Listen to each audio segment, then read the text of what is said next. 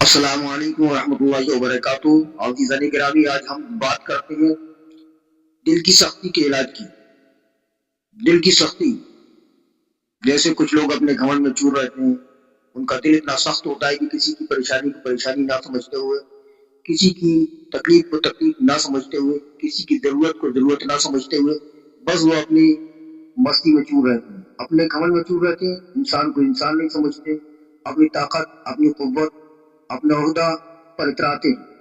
لیکن ان کا دل اتنا سخت ہوتا ہے کہ کسی پریشان کی پریشانی کو نہ سمجھتے ہوئے، اس کی مدد نہ کرتے ہوئے، اس کو نظر انداز کر دیتے ہیں۔